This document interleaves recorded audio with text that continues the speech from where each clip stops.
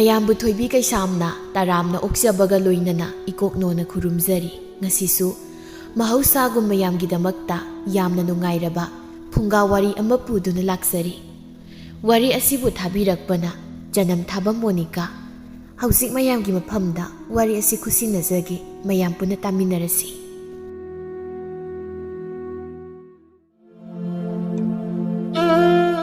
ꯑꯌꯨꯛꯀꯤ ꯃꯇꯝꯅꯤ ꯂꯩꯁꯤ ꯃꯄꯨꯔꯣꯏꯕ ꯊꯕꯛ ꯆꯠꯄ ꯅꯪꯅꯕ ꯍꯥꯏꯗꯅ ꯍꯣꯕꯦ ꯍꯣꯕꯦ ꯆꯥꯛ ꯊꯣꯡꯅꯕ ꯂꯥꯛꯅꯔꯤ꯫ ꯇꯥꯟꯖꯥꯗꯨꯗ ꯃꯅꯦꯝ ꯏꯕꯦꯝꯃ ꯁꯥꯟꯅꯔꯤ ꯆꯪꯂꯛꯇꯨꯅ ꯃꯃꯧ ꯅꯨꯄꯤꯗ ꯑꯁꯨꯝꯅ ꯍꯥꯏꯔꯛꯂꯝꯃꯤ꯫ ꯍꯥꯏ ꯃꯧ, ꯀꯗꯥꯏ ꯏꯟꯁꯥꯡꯗꯣ ꯏꯃꯥ ꯁꯦꯝꯕꯤꯔꯛꯂꯒꯦ, ꯏꯕꯨꯡꯉꯣ ꯊꯕꯛ ꯆꯠꯄꯗꯣ ꯊꯦꯡꯈꯤꯕ ꯇꯥꯔꯦ꯫ ꯍꯣꯏ ꯏꯃꯥ, ꯁꯦ ꯍꯋꯥꯏ ꯊꯔꯥꯛꯁꯦ ꯃꯀꯨ ꯈꯔ ꯈꯣꯛꯄꯤꯔꯣ, ꯀꯥꯡꯁꯣꯏ ꯊꯣꯡꯖꯤꯜꯂꯒꯦ꯫ ꯑꯁꯨꯝꯅ ꯃꯅꯤ ꯃꯃꯧ ꯑꯗꯨ ꯆꯥꯛꯈꯨꯝꯗ ꯏꯟꯁꯥꯡ ꯁꯦꯝꯃꯤꯟꯅꯔꯤ꯫ ꯇꯥꯟꯖꯥꯗꯨꯗ ꯀꯦꯕꯤꯗꯨ ꯍꯀꯥꯝ ꯋꯥ ꯆꯟꯗꯨꯅ ꯆꯥꯛꯈꯨꯝꯂꯣꯝꯗ ꯆꯪꯂꯛꯂꯝꯃꯤ꯫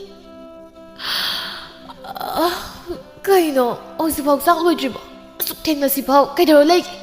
ꯅꯠꯇꯦ, ꯑꯩ ꯆꯥꯛ ꯂꯥꯝꯃꯝꯃꯅꯤꯁꯦ ꯈꯪꯗꯕ꯭ꯔꯕ ꯅꯣꯏꯕꯣ? ꯆꯥꯛꯄꯨ ꯑꯁꯨꯛ ꯊꯦꯡꯅ ꯊꯣꯡꯕ ꯍꯧꯅꯕ꯭ꯔꯣ?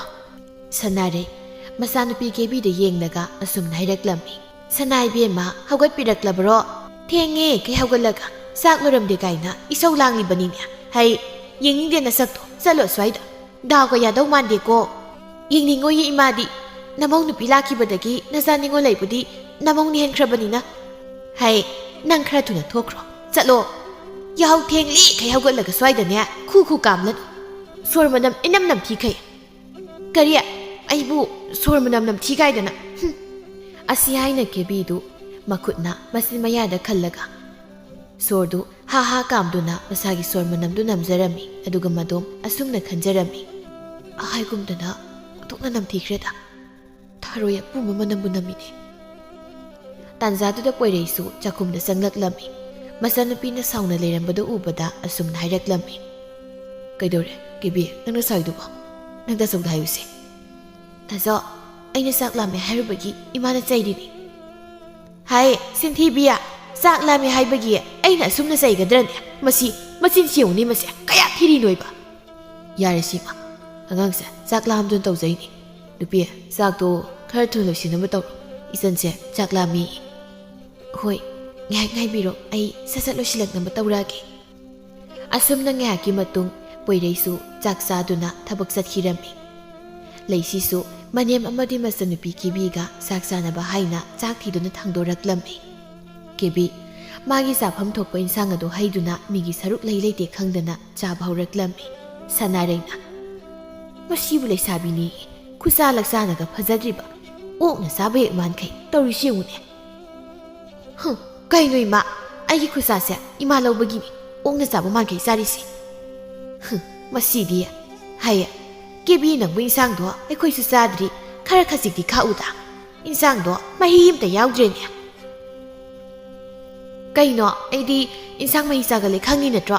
ꯏꯟꯁꯥꯡꯁꯤꯐꯥꯎ ꯀꯣꯟꯅꯅꯕ ꯊꯣꯡꯕ ꯍꯩꯇ꯭ꯔꯗꯤ ꯆꯥꯔꯨꯅꯨ, ꯇꯣꯛꯑꯣ ꯅꯣꯏ꯫ ꯑꯁꯤ ꯍꯥꯏꯅ ꯃꯥꯒꯤ ꯆꯥꯐꯝ ꯊꯣꯛꯄ ꯆꯥꯔꯒ ꯃꯈꯨꯠ ꯍꯥꯝꯕꯣꯏ ꯍꯥꯝꯗꯕꯣꯏ ꯇꯧꯗꯨꯅ ꯂꯩꯀꯥꯏ ꯀꯣꯏꯕ ꯆꯠꯈꯤꯔꯝꯃꯤ꯫ ꯁꯅꯥꯔꯩꯅ ꯍꯩꯃꯥ, ꯆꯥꯛ ꯍꯦꯛ ꯇꯣꯛꯄꯒ ꯂꯩꯀꯥꯏ ꯆꯠꯈ꯭ꯔꯦꯅꯦ ꯑꯩꯒꯤ ꯏꯆꯥꯅꯨꯄꯤ ꯁꯦꯟꯗ꯭ꯔꯥꯡ ꯃꯥꯟꯕꯤꯁꯦ꯫ ꯃꯁꯤ ꯑꯗꯨꯁꯨ ꯑꯅꯥꯕꯤꯅꯤꯀꯣ ꯃꯥꯜꯂꯤꯁꯦ꯫ ꯃꯁꯤꯕꯨ ꯀꯔꯝ ꯉꯥꯡꯅꯗꯣꯏꯅꯣ ꯑꯩꯕꯣ?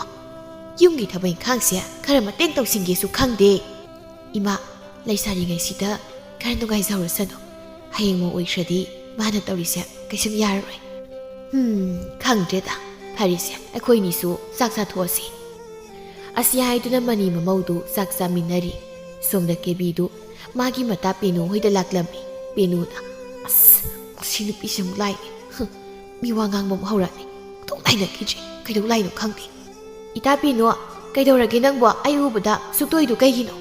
ꯀꯩꯅꯣꯍꯦ, ꯁꯨꯛꯇꯣꯛꯄ ꯅꯠꯇꯦ, ꯅꯪ ꯂꯥꯛꯄꯗꯨꯗ ꯍꯔꯥꯎꯗꯨꯅ ꯅꯣꯛꯂꯒ ꯌꯦꯡꯕꯅꯤ꯫ ꯑꯗꯣ ꯅꯪꯕꯨ ꯆꯥꯛ ꯆꯥꯔꯕ꯭ꯔꯣ? ꯀꯩ ꯏꯟꯁꯥꯡ ꯆꯥꯔꯛꯀꯦ? ꯀꯥꯡꯁꯣꯏꯒ ꯉꯔꯥꯡꯒꯤ ꯉꯥꯔꯦꯟꯒ ꯆꯥꯔꯛꯏ꯫ ꯑꯍꯥꯎꯕꯅꯤꯅꯦ ꯅꯣꯏꯒꯤꯗꯨꯗꯤ꯫ ꯀꯗꯥꯏꯗꯒꯤ ꯑꯍꯥꯎꯕꯅꯣ, ꯆꯥꯕꯒ ꯌꯥꯗꯦ꯫ ꯃꯧꯅꯦꯅ ꯇꯧꯏꯗꯨꯅ ꯏꯟꯁꯥꯡꯗꯣ ꯃꯣꯔꯣꯛ ꯇꯞ ꯊꯥꯛꯆꯤꯟꯗꯅꯅꯦ ꯆꯥꯕ ꯉꯝꯗ꯭ꯔꯦ꯫ ꯑꯁ, ꯆꯥꯛ ꯏꯟꯁꯥꯡ ꯊꯣꯡꯕꯅꯒ ꯍꯩꯇ꯭ꯔꯤꯕ ꯀꯩꯅꯣ ꯈꯪꯗꯦ꯫ ꯃꯧꯅꯦꯅ ꯃꯣꯠꯄꯅꯁꯨ ꯑꯃꯨꯛ ꯇꯣꯏꯕ, ꯇꯨꯕꯨ ꯆꯔꯕꯅꯦ ꯑꯩꯗꯤ ꯃꯥꯅ ꯊꯣꯡꯕꯒ ꯆꯥꯅꯤꯡꯗ꯭ꯔꯕꯅꯤ꯫ ꯀꯌꯥꯗ ꯃꯥꯅ ꯉꯥꯡꯅ ꯌꯦꯡꯉꯨꯅꯦ, ꯃꯁꯤꯒꯤ ꯇꯤꯟ ꯍꯥꯄꯨ ꯆꯦꯟꯕꯤ ꯃꯥꯟꯕꯤꯁꯦ, ꯃꯣꯠꯄꯅ ꯃꯥꯅ ꯃꯣꯠꯂꯒ꯫ ꯑꯗꯨꯗꯤ ꯏꯇꯥ, ꯅꯣꯏꯅ ꯅꯝꯃꯗꯣ ꯆꯥꯛ ꯏꯟꯁꯥꯡ ꯊꯣꯡꯕ ꯍꯩꯇ꯭ꯔꯦ, ꯌꯥꯝ ꯃꯣꯠꯂꯦ ꯇꯨꯀꯠꯆꯩ ꯍꯥꯏꯔꯗꯤ ꯅꯪꯅ ꯊꯣꯡꯕ ꯌꯥꯗ꯭ꯔꯣ? ꯑꯩꯗꯤ ꯀꯩꯗꯧ ꯊꯣꯡꯗꯣꯏꯕ ꯉꯝꯗ꯭ꯔꯦ ꯁꯪꯖꯗꯦ ꯑꯩ ꯃꯇꯥꯝꯅꯤ ꯅꯪꯁꯤꯗꯤ ꯑꯗꯣ ꯑꯩꯗꯤ ꯅꯣꯏ ꯅꯝꯃꯗꯣ ꯌꯥꯝ ꯐꯩ ꯈꯜꯂꯤ ꯅꯣꯡꯃꯇꯁꯨ ꯅꯪꯒ ꯊꯕꯛ ꯂꯧ ꯇꯥꯟꯅꯗꯦ ꯅꯣꯏ ꯏꯃꯥꯅ ꯍꯥꯏꯔꯤꯈꯩꯁꯨ ꯌꯥꯏ ꯅꯪꯕꯨꯁꯨ ꯌꯥꯝ ꯂꯨꯅ ꯇꯧꯕꯤ ꯑꯩꯁꯨ ꯅꯣꯏ ꯅꯝꯃꯒꯨꯝꯕꯤ ꯏꯅꯝ ꯑꯃ ꯄꯥꯝꯃꯤ 이비에마 빠무누 허 라이르수 젖나비도 마밤다 sil thaiba yanaba ima yanaba satpadu wajarabani adugane aibu luna tawriduna tasawkibagi tawshinnaini as nangsidi kharasu phana khaluhe nangama nabukti okha phataba zani topabana namado phate hekta haine nangsuba ayabi nupini ibiema nangna khangoi ko yam chambi sabagi wani manungdadi yi tin changbini mapamda sil thaibana kangraba nongmanya ikoi mungse mut tawribani mana mapamda sil thaibada asi haina kebina manamabu hunhunduna ngangli asumna manamagi phattaba wangangba yaba nganglamlaga mayumda halaklammi kebina inama tare kaidawre kebiya aigi rujanaba ising asabulum aduga isingdo sarakanda maninglomda thangdoro tanjatuda sanareina sumna hairaklammi hai nasagi rujabagi isingdo nasana lumba yadabro ha nathaki halda pakon siridu karigino nangna nang nasagi thabaktudi nasana tawbu yai haibanida nana masi nangna pakon sum siribudubu nangbu nakutekpa miro ha nangko nang nasaduda mi usitabam yawriye nang kaino ima aise imagi nasana tabro annama matamda aingoda saidu tayusi kaigino aingoda kaino ngaitaba leige ho annama matamda aina nang saidise nangna namada usi thawoidaba tawbadu adugini o imagi namong nupise karimtaga haiba yada boire ho lanjare imagi momo asanbia ai lanjare aina irunaba ising lumbiyo hairubagi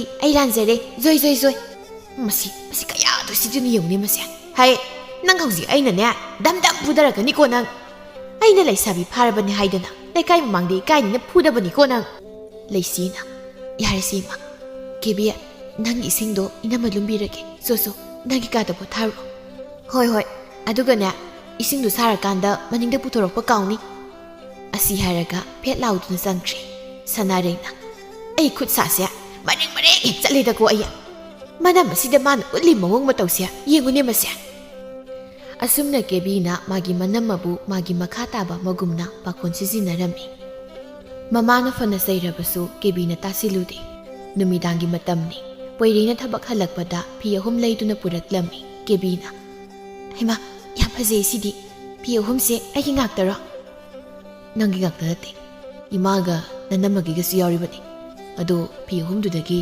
isangi pamam khal amaka khandoiba aidi ani pam angang basiga higok masusiga taso aidi animak oirani asi haina phi ani du paiduna magi kada pusinki sanare mamang nupi da yenglaga asum hairaklammi maho si lemhoriba phi sia sini nangi oiro yare daima magi dum oyo masuse imada su paksagani poireina imagi dum oiro leisigi konamu laibirage leisi nangi di konamu tang sabada kaithelda akhoni satun leirase asumna numit asisu haukhre nongmagi numitni sanare leisi amadi kebi makhoi ahumdu nungsayai-duna sumangda phamlammi sanarena maho si imagi likse nang oizaro nangna nangaksamda sarik sibado ima yengma nungaite adugane sise imagi likse ima sizin biraklagi nang oiro ima dum siyuda namau lawzaroi yade se imana ne imau nusiduna pirini lausilo asi haiduna sanarena mamong nupida liktu bibirami kebina masaningo lama leina lamlanbidaga sanagi lik yam piko hai taning de he kanagi lamlanbino masya yumsigi mauni ne nabungna lawribana namani ne o aduna nasaningo laingondagi hena nuksire aduna sanagi lik pire natro hai nangi di pharasu phatrasu nangak samda sanagi lik masamadi siridana nanamagi di leijadabagi imana pibani ne ho yare khangjare ma imani hek poksabana saibudi ngarangta lakpi mausni helaba natro si kebiya imagi likse nang lawgisu law aidi sanagi likse kaya su pamde imana pibagi aduk lawbani hai mawa madu ꯑꯩꯅ ꯅꯪꯒꯤꯅꯤ ꯍꯥꯏꯅ ꯄꯤꯔꯕꯅꯤ ꯀꯅꯥꯗꯁꯨ ꯄꯤꯊꯣꯛꯄ ꯌꯥꯔꯣꯏꯀꯣ ꯑꯗꯨꯒꯅꯦ ꯀꯦꯕꯤ ꯅꯪꯒꯤꯁꯨ ꯏꯃꯥꯅ ꯁꯅꯥꯒꯤ ꯂꯤꯛꯐꯥꯡ ꯑꯃ ꯁꯥꯕꯤꯗꯣꯏꯅꯤ 이마기 리시다디 미타우란 아시디 나나마기 오헬라시고 asumna numit adusu haukhirami asumna sum haukibana sanareidu yamkana naraklammi mana sumna nadu leirakpasi hapta amu pharakadawri amaiba kaya ma tanarabasu magi anabadu kari leinanu khanglamdi leisina ima se phade sotpasina isado nanthoksi irudabasu kuiri mawa nasanupidi lekai zatkrabra mata pinu hoida chalugi hairambani ado ima changphut khara sasiro nasa yuksu chakaya sade saning deda mawa nangsu wahabana loiramani do aigi sebabu tawgadra imungi kupnombu tawgadra nasan sina yumgi matengsu amatta tawge khante adom lekai koiduna ta leiba wadi daima sibu kyam wabu thabakno asumna leisina manembu seba tawbiri somda kebidu lekai mi wangang bi pamsabi mau amaga mi wakana ngangnari kebina imungi thapa pumbana aina loina tawrini adugana inamana nongmata imanari do seba ka tawbiba nate aina tawriba ngaktani aikhoi maududi maharani sadana adum leikrabani magi kada I kaidobagi maharani sariba nate mabu kayam nungai yaipan harakpa mido khangni aina sum phadok manbagi ma pharabani aina ningol phatabi mo iramadine mayumduda leiba ngambai kebi amadi mau aniduna kanami wangang naringai imungda maudugi manempok aduna asumna lauraklammi hai kai dagi kwakno mangolda khonglibadubo taningdabna loi hai chaluni kwak noibo ariembada yang khonglabadine sairong marusani ko kwak noi maudu sauna asumna khumlaklammi kaino imagi se ekoida hariba haiduro ha hai aidi noidadi kaidobagi haidoiba Huwaidine kwakta haizaba kwakta khangni hore isanupado handalaksat kwak singse sairongna kaphange bausi kebiya nangyumda sat masigi hanubise mata amagi hanubini horen noita khoidumdane miwangang neina amuk tamkhrani hoi adudi ai chalage adoinama noina nempokse masi yam nungshiroi horen monana kaino melaga hato asi hairamlaga kebidu mayumda halaklammi mana mayum yoraklabada mamagi manakta janglaga sumna hairaklammi ima nangbu aigi sanagi likphang ama sabini haidaine ado karam kanda sadoino chatlo su aswaida ima se narina nongmata sebadi tawningdene ha aduga sanagi likphang karam kanda sabidoino kaina imana sabini haibagi hangbani kaino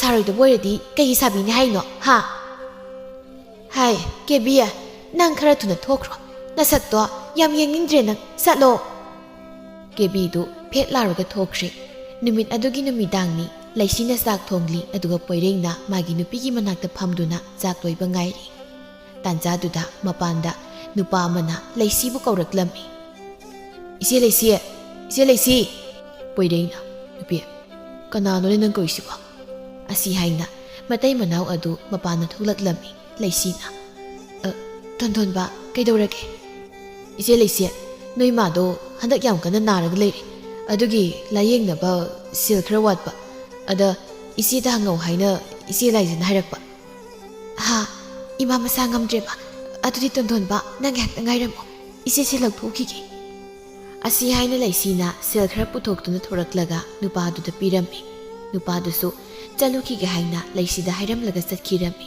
poireina imana harido nang sunong da satuna hangbiruso ada laisa mathanda honabado waramgani khona chalage somdasu imana du leibanina thadoklaga chatpado nungaitre nasaidagi hainariba toriba pumba kebi na urami kebi phattabu wakhalama khalaklami asumna ngahaki matung sak loiraduna leisina manembu chak inbiraba tungda makhoisu sana bahaina kebi bu kauri leisina kebi chak loire inamaga saksa thosi lao ai saksa roi chaka saning jai nupi sakdu thiro ai kebi saksa roi harise kaidorage hanglukiki asi haina poirei masanupi bu kouba laklammi kaidorage santhoibe saksa roslao ai sakam ta saning jai kari torgi sanbo taso ꯑꯩꯅ ꯃꯔꯨꯞ ꯍꯨꯟꯅꯕ ꯁꯦꯜꯗꯣ ꯃꯣꯟ ꯅꯥꯀꯟꯁꯤꯗ ꯊꯅꯝꯕꯅꯤ ꯑꯗꯨꯒ ꯏꯃꯥꯒꯤ ꯃꯅꯥꯛꯇ ꯆꯪꯂꯨꯔꯒ ꯊꯣꯛꯂꯛꯄꯗ ꯂꯩꯔꯝꯗ꯭ꯔꯦ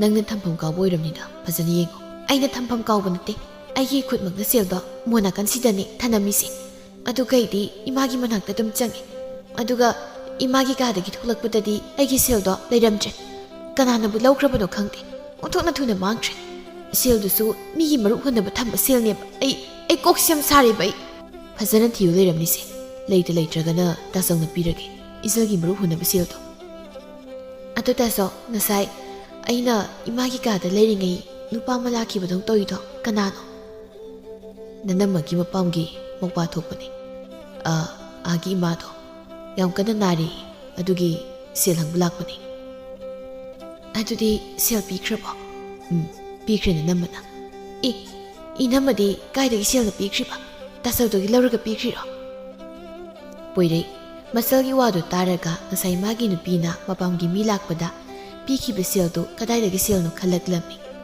ꯄꯣꯏꯔꯩ ꯀꯔꯤꯁꯨ ꯍꯥꯏꯔꯝꯗꯅ ꯆꯥꯛꯈꯨꯝꯗ ꯂꯥꯛꯂꯝꯃꯤ ꯍꯩꯃꯥ ꯃꯣꯏ ꯇꯥꯆꯧ ꯑꯩꯈꯣꯏ ꯀꯦꯕꯤꯗꯣ ꯆꯥꯛ ꯆꯥꯁꯦ ꯍꯥꯏꯕ ꯌꯥꯗ꯭ꯔꯕꯣ ꯌꯥꯗ꯭ꯔꯦ ꯆꯥꯅꯤꯡꯗ꯭ꯔꯦꯅ ꯑꯗꯣ ꯅꯪ ꯉꯁꯥꯏ ꯇꯄꯥꯝꯒꯤ ꯃꯤꯗ ꯄꯤꯈ꯭ꯔꯤꯕ ꯁꯦꯜꯗꯣ ꯀꯥꯏꯗꯒꯤꯅꯣ ꯂꯩꯁꯤ ꯏꯁꯝ ꯁꯝꯅ ꯑꯗꯨꯝ ꯍꯥꯏꯔꯛꯂꯝꯃꯤ ꯑꯩꯒꯤ ꯇꯨꯡꯁꯤꯟꯖꯕ ꯁꯦꯜꯅꯤ ꯀꯩꯗꯧꯔꯒꯦ ꯃꯣꯏ ꯇꯥꯆꯧ ꯀꯩꯁꯨꯝ ꯇꯧꯗꯦ ꯀꯗꯥꯏ ꯑꯩꯒꯤ ꯆꯥꯛꯇꯣ ꯄꯤꯔꯣ ꯑꯩꯈꯣꯏ ꯀꯦꯕꯤꯗꯣ ꯃꯥꯒꯤ ꯁꯔꯨꯛꯇꯣ ꯊꯤꯗꯣꯛꯂꯒ ꯈꯥꯛꯈ꯭ꯔꯣ ꯑꯁꯨꯝꯅ ꯄꯣꯏꯔꯩ ꯑꯃꯗꯤ ꯂꯩꯁꯤ ꯆꯥꯛ ꯏꯁꯤꯡ ꯆꯥꯕ ꯂꯣꯏꯔꯒ ꯀꯥꯗ ꯄꯣꯊꯥꯕ ꯆꯪꯅꯈꯤꯔꯝꯃꯤ ꯁꯣꯝꯗ ꯀꯦꯕꯤꯗꯨ ꯃꯥꯒꯤ ꯀꯥꯗꯒꯤ ꯊꯣꯛꯂꯛꯂꯒ ꯃꯥꯒꯤ ꯈꯥꯛꯇꯨꯅ ꯂꯩꯔꯤꯕ ꯆꯥꯛ ꯁꯔꯨꯛ ꯑꯗꯨ ꯀꯤꯛ ꯅꯝꯗꯨꯅ ꯆꯥꯔꯝꯃꯤ ꯍꯥꯎꯈ꯭ꯔꯦꯗ ꯏꯟꯁꯥꯡꯁꯤꯗꯤ ꯉꯁꯥꯏ ꯑꯩꯅ ꯁꯦꯜ ꯃꯥꯡꯉꯦ ꯍꯥꯏꯖꯤꯟꯕꯗꯣ ꯑꯩꯈꯣꯏ ꯇꯥꯆꯧꯗꯣ ꯏꯅꯝꯃꯗ ꯆꯤꯡꯅꯕ ꯃꯥꯜꯂꯤ ꯌꯥꯗꯦꯕ ꯃꯥꯒꯤ ꯃꯥꯏꯊꯣꯡꯗꯣ ꯈꯪꯅꯤ ꯃꯁꯤꯒꯤ ꯃꯧꯁꯦ ꯍꯨꯔꯥꯟꯕꯤ ꯇꯥꯍꯟꯒꯦ ꯑꯗꯨꯒ ꯌꯨꯝꯁꯤꯗꯒꯤ ꯇꯥꯟꯊꯣꯛꯅꯕ ꯁꯤꯟꯒꯦ ꯑꯁꯨꯝꯅ ꯅꯨꯃꯤꯠ ꯑꯗꯨꯁꯨ ꯍꯧꯈꯤ ꯑꯁꯨꯝ ꯍꯧꯈꯤ ꯅꯣꯡꯃ ꯄꯣꯏꯔꯩꯅ ꯃꯈꯣꯏꯒꯤ ꯈꯨꯜ ꯊꯪꯅꯕꯗ ꯂꯩꯕ ꯑꯃꯥꯏꯕ ꯑꯃꯕꯨ ꯄꯨꯗꯨꯅ ꯂꯥꯛꯂꯝꯃꯤ ꯑꯗꯨꯒ ꯃꯃꯥꯕꯨ ꯂꯥꯌꯦꯡꯍꯜꯂꯝꯃꯤ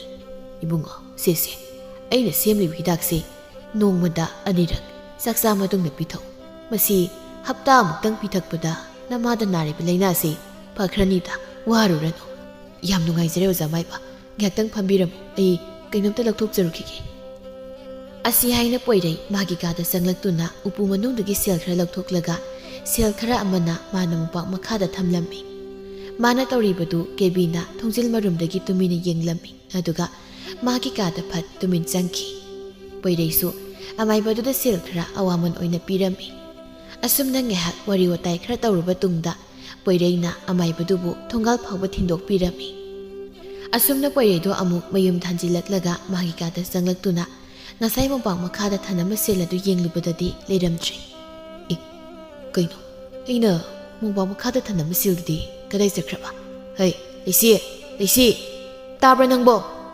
ꯏꯅꯝꯃꯗꯣ ꯍꯧꯖꯤꯛꯇ ꯉꯥꯏꯍꯥꯛꯀꯤ ꯃꯃꯥꯡꯗ ꯊꯣꯡꯒꯥꯜꯂꯣꯝꯗ ꯊꯣꯛꯈꯤꯕꯅꯤ ꯃꯣꯏ ꯃꯄꯥꯝꯒꯤ ꯃꯤ ꯂꯥꯛꯑꯦ ꯍꯥꯏꯕ꯭ꯔꯥ ꯀꯩꯅꯣ ꯍꯥꯏꯔꯝꯕꯅꯤ ꯑꯗꯣ ꯀꯩꯗꯧꯔꯒꯦ ꯇꯥꯆꯧ ꯑꯩꯒꯤ ꯁꯦꯜ ꯊꯅꯝꯕꯗꯣ ꯂꯩꯔꯝꯗ꯭ꯔꯤꯅꯤ ꯀꯩꯅꯣ ꯍꯥꯏꯁꯤꯕꯣ ꯀꯥꯗꯒꯤ ꯁꯦꯜ ꯃꯥꯡꯂꯕ ꯀꯅꯥꯅꯁꯨ ꯆꯪꯗꯕ ꯀꯥꯗꯨꯗꯒꯤ ꯁꯦꯜ ꯀꯃꯥꯏ ꯃꯥꯡꯉꯤꯅꯣ ꯅꯣꯏꯒꯤ ꯀꯥꯗ ꯆꯪꯉꯤꯗꯤ ꯇꯥꯆꯧꯒ ꯏꯅꯝꯃꯒ ꯇꯪꯅꯤ ꯑꯗꯨꯒ ꯀꯃꯥꯏꯅ ꯑꯩꯅ ꯊꯝꯐꯝ ꯀꯥꯎꯕ ꯑꯣꯏꯔꯝꯃꯅꯤ ꯁꯨꯁꯨ ꯅꯪꯁꯨ ꯅꯊꯧ ꯇꯧꯖꯧꯔꯣ ꯄꯣꯏꯔꯩ ꯃꯥꯒꯤ ꯋꯥꯈꯜꯗ ꯃꯥꯒꯤ ꯅꯨꯄꯤ ꯂꯩꯁꯤꯕꯨ ꯑꯗꯨꯛꯀꯤ ꯃꯇꯤꯛ ꯆꯤꯡꯅꯔꯝꯃꯤ ꯀꯦꯕꯤꯁꯨ ꯃꯥꯒꯤ ꯀꯥꯗ ꯆꯪꯂꯒ ꯉꯁꯥꯏ ꯃꯥꯅ ꯃꯥꯒꯤ ꯇꯥꯆꯧꯒꯤ ꯀꯥꯗꯒꯤ ꯍꯨꯔꯥꯜꯂꯛꯄ ꯁꯦꯜꯗꯨ ꯄꯥꯏꯔꯒ ꯑꯁꯨꯝꯅ ꯍꯥꯏꯖꯔꯝꯃꯤ ꯁꯦꯜꯅ ꯑꯩꯅ ꯍꯨꯔꯥꯟꯕ ꯑꯗꯨꯒ ꯍꯨꯔꯥꯟꯕꯤꯅ ꯅꯪꯅ ꯇꯥꯕ ꯍꯧꯖꯤꯛꯇꯤ ꯇꯥꯆꯧꯁꯨ ꯅꯪꯕꯨ ꯆꯤꯡꯅꯕ ꯍꯧꯔꯦꯗꯅ ꯏꯅꯝꯃ ꯄꯪꯕꯤ ꯅꯪꯗꯤ ꯀꯨꯏꯔꯔꯣꯏ ꯑꯩꯒꯤ ꯂꯥꯡꯗ ꯊꯨꯒꯗꯕ ꯃꯁꯤ ꯄꯨꯝꯕ ꯅꯪꯅ ꯊꯣꯛꯍꯟꯖꯕꯅꯤ ꯅꯪ ꯍꯦꯛ ꯂꯥꯛꯄꯗꯒꯤ ꯑꯩꯒꯤ ꯏꯃꯥꯅ ꯑꯩꯕꯨ ꯃꯤꯔꯥꯏꯗꯨꯅ ꯅꯪꯕꯨꯅ ꯍꯦꯟꯅ ꯂꯨꯅ ꯇꯧꯈꯤꯕꯅꯤ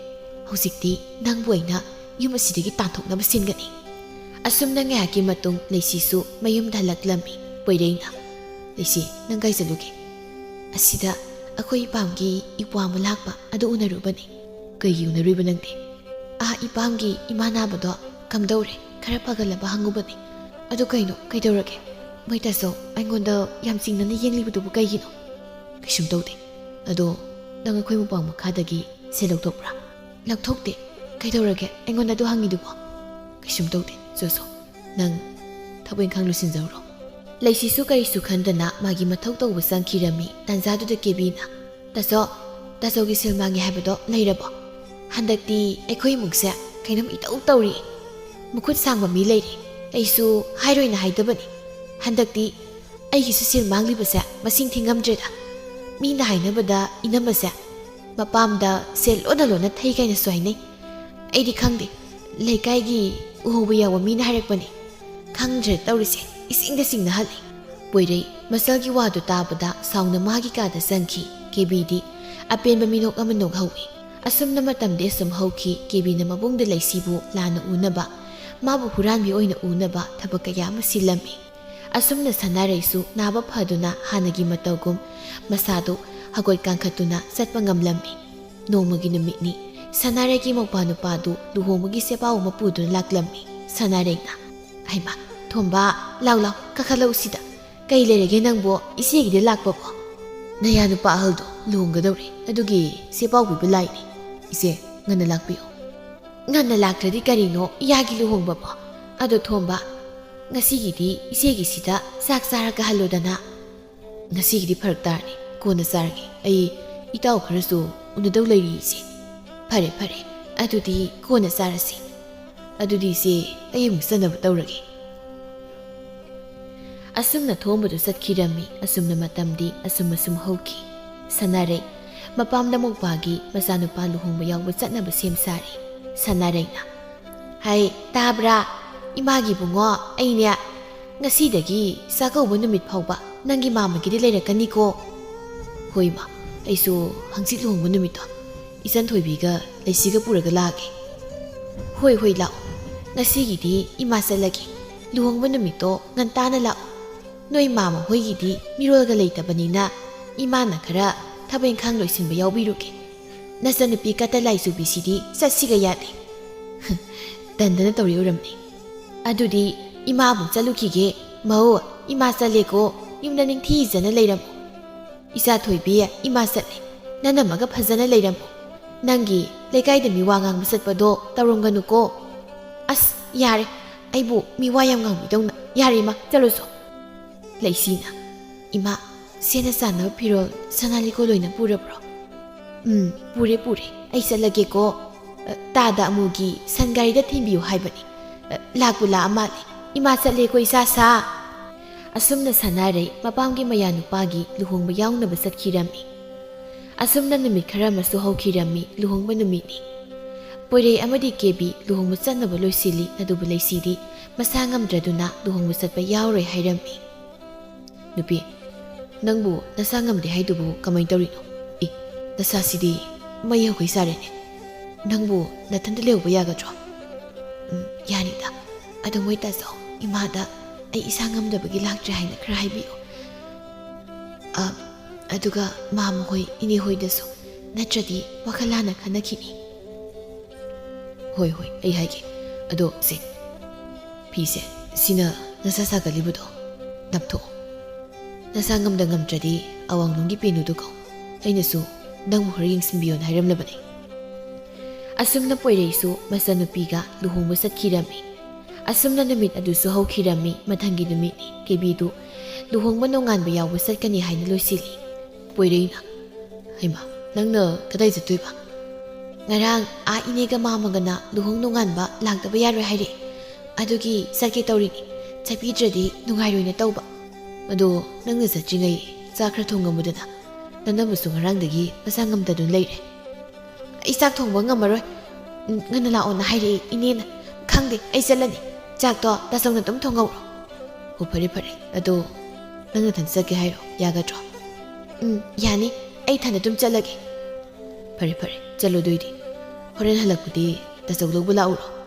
Hoi logbu lao horen thenghadi ithana lakpado talle. Phare adudi horen tasongna thabak suba halakpuda logbu changagi. Asumna kebi mamagi mapamda luhongba nonganbagi thabak yaruni haina satkirami. Poireisu chak thonglaga magi nupibu chak pijaramlaga masu chak sathokdaga thabak suba satkirami. Asumna namidang wairamgi matamni poirei masanupibu mamagi mapamdagi lauraga halaklami. Poireina masi nupise kaida sakhrajano thongsisu mapana lolini.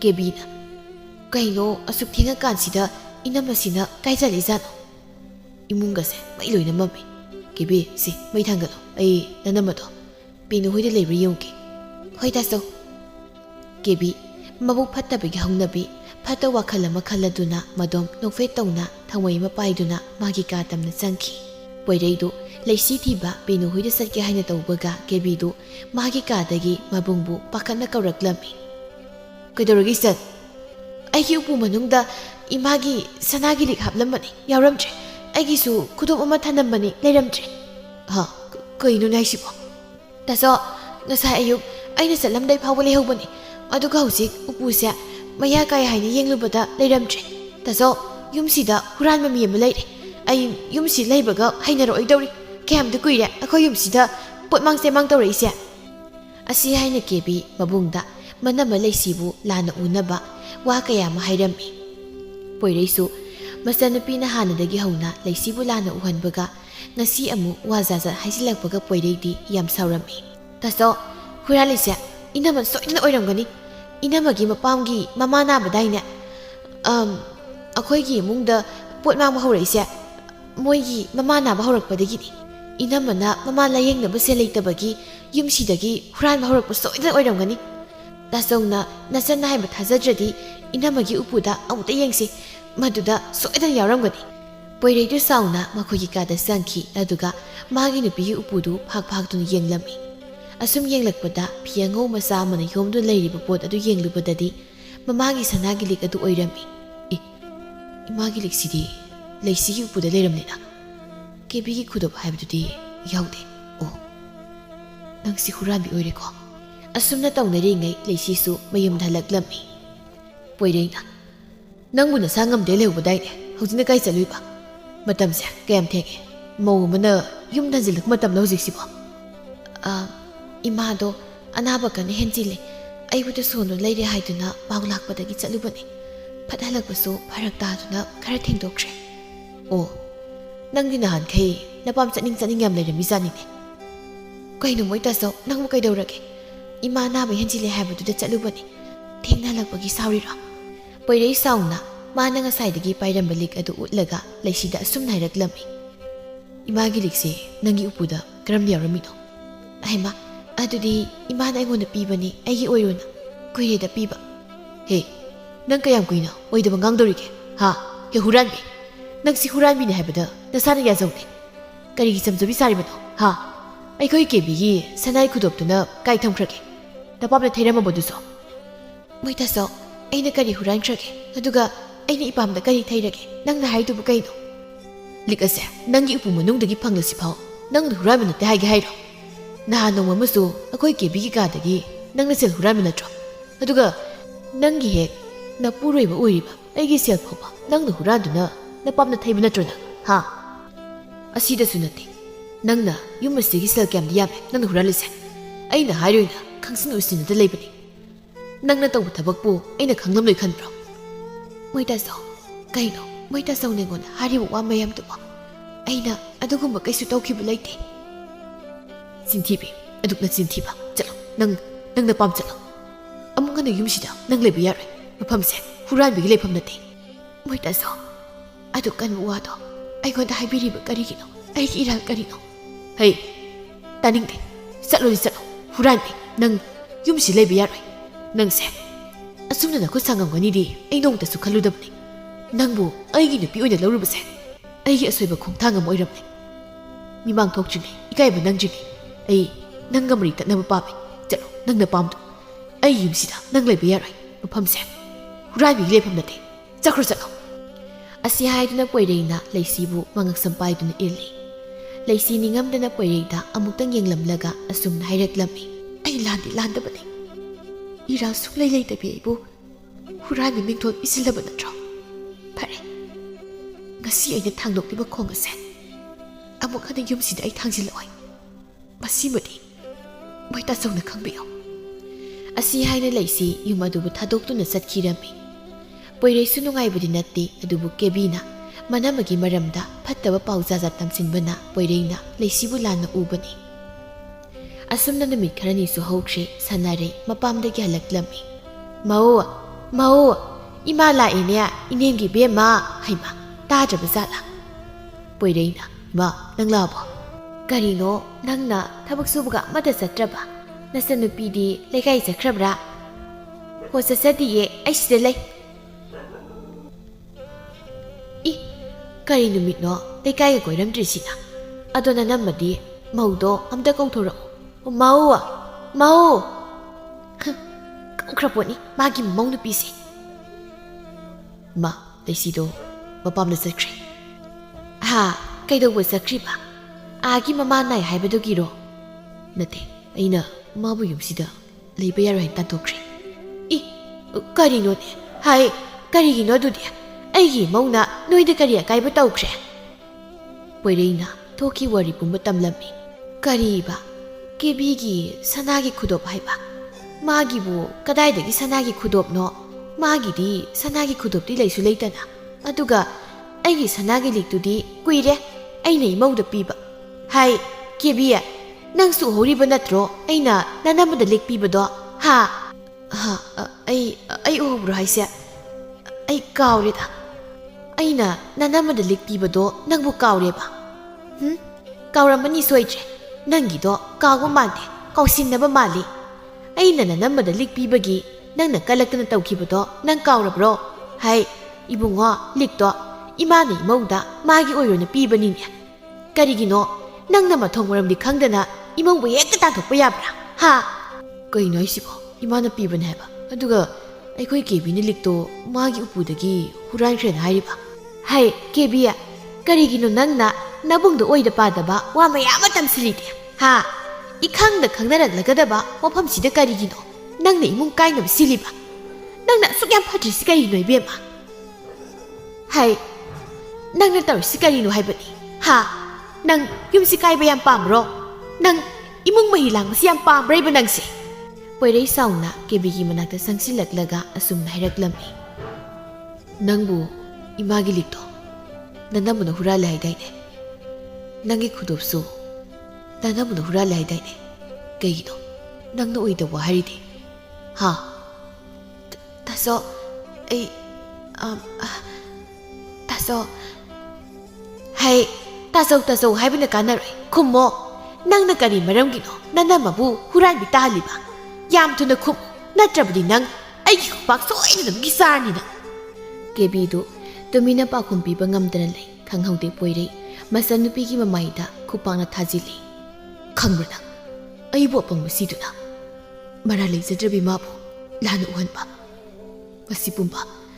masipumba nangna tawraga nungairibase masi karigino khum nachindu khum mamana pokpadagi mabungi khubak amuta saraktriba kebido ngasidi mabungi khubak amana wakhal khangta taraklami taso ailankri ꯐꯠꯇ꯭ꯔꯕꯤ ꯑꯩꯅ ꯏꯃꯥꯅ ꯏꯅꯝꯃꯕꯨ ꯂꯨꯅ ꯆꯥꯟꯅ ꯇꯧꯕꯗꯨ ꯎꯔꯒ ꯑꯩꯅ ꯀꯜꯂꯛꯄ ꯈꯝꯕꯟꯕ ꯐꯥꯎꯈꯤ ꯏꯃꯥꯅ ꯑꯩꯕꯨ ꯆꯩ ꯊꯥꯡꯂꯕꯁꯨ ꯃꯔꯝ ꯆꯥꯗꯅ ꯏꯅꯝꯃꯗ ꯁꯥꯎꯅꯤꯡꯈꯤ ꯃꯇꯝ ꯄꯨꯝꯕꯗ ꯑꯩꯅ ꯏꯅꯝꯃꯕꯨ ꯂꯥꯏꯔꯕ ꯏꯃꯨꯡꯒꯤ ꯃꯆꯥꯅꯤ ꯈꯟꯅ ꯎꯁꯤꯠ ꯑꯣꯏꯗꯅ ꯍꯟꯊꯅ ꯌꯦꯡꯈꯤ ꯏꯃꯥ ꯁꯛꯂꯕꯤ ꯏꯅꯝꯃꯕꯨ ꯑꯩꯅ ꯃꯇꯝ ꯄꯨꯝꯕꯗ ꯌꯦꯛꯅꯕꯤ ꯑꯃ ꯑꯣꯏꯅ ꯎꯗꯨꯅꯇ ꯏꯅꯝꯃꯕꯨ ꯌꯨꯝꯁꯤꯗꯒꯤ ꯇꯥꯟꯊꯣꯛꯅꯕ ꯑꯩꯅ ꯁꯤꯟꯈꯤꯕꯅꯤ ꯁꯅꯥꯔꯩꯅ ꯏꯃꯥꯒꯤ ꯀꯦꯕꯤꯌꯥ ꯅꯪꯁꯦ ꯋꯥꯈꯜꯂꯣꯟ ꯊꯣꯛꯅ ꯊꯦꯜꯂꯤꯗꯀꯣ ꯀꯔꯤꯒꯤꯅꯣ ꯅꯪꯅ ꯑꯗꯨꯝꯅ ꯇꯧꯔꯤꯕꯕꯣ ꯏꯃꯥ ꯋꯥꯍꯩꯒꯦ ꯅꯪꯅꯦ ꯅꯅꯝꯃꯗ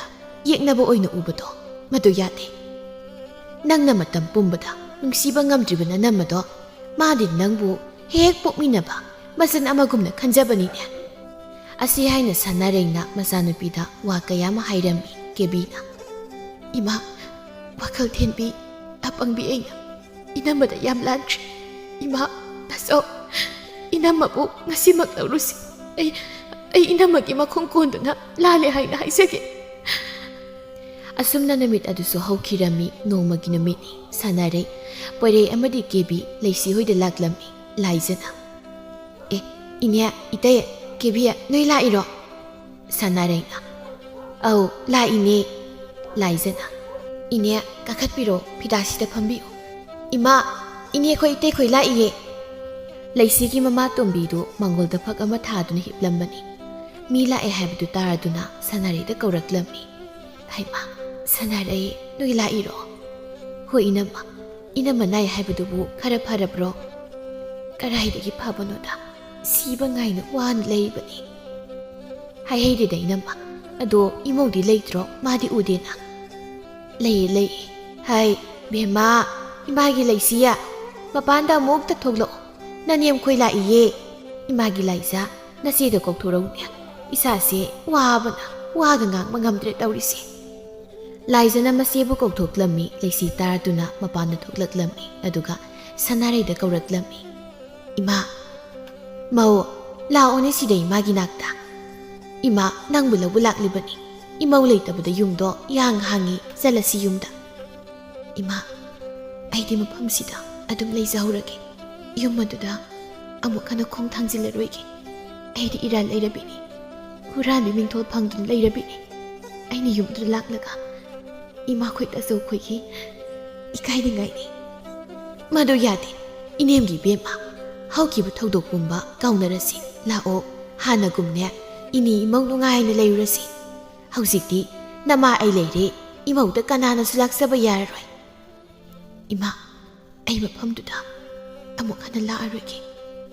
Tamabu waro bigano ima. Tombina inawi bema namausia mamai ginakta adum thamageda. Kebina nati ini inamabu ekoiga loinana pudna sasakiki. Inama wakal themina chana ibungak piyu. Pumnama aina lanbani. Aina thogan bangaktan. Aigi rase inaman amuk tangak piyu. Asi haina manamagi makongkonduna kapsarai kebibu leisina hawatpiduna asumna hairaklammi. Kapkanu si kebi isana kapado inama yengma ngamte. Inamana isanda warupa kaisu laitese kapkanu. Poireina leisi nangai bungak piyu. Lanzadrabi nangbo aina hurami mingthol piduna yumadudagi tanthokibane. Masigidabak nang nei bungak piyu. Leise madik zadaba mapureba mahaibadu oire. Aigi loinabigi puksilbu khangdaba. Aimu matik zadaba nupadi malepsi leiramloi. Adubu huzikti ai nangi puksil masak khangne. Nangbu amuk hana yumdudagi satlo talaroi. Aduna leisi yumda halasi. Hanako harau nushi sana leirasi. Karigumba nangna yumda hansi yadrabadi ai angawba haibado oirani. Sanareina imawai bema nang inemna haibase yaro kaidobage yumda halasini nangbo. Kebina inamana nasanaibu nungsirabadi yumda halasi. Asumna mayam sangdon leisibu yumda halasi haina hairami. Leisisu makoina haimanbadagi masu yaraklammi. Leisina Pare ai ima koina haibado yarage. Adunidana imausidia ima bere inemgi bema imaubu amuk hana laiminaba phanglaroidra khana wazarubani. Adubu aigi awabase laina ubire. Asumna leisi numit asida mapuroibagi mayumda halaklammi. Kebisu magi phattaba manamabu yengthibagi wakhal adu thadoktuna manamagi mateng pangduna nupi oibigi lizat satuna afaba nupi ama oikhirami. Hauzikti makoigi imung adu nungayai phana pankirami.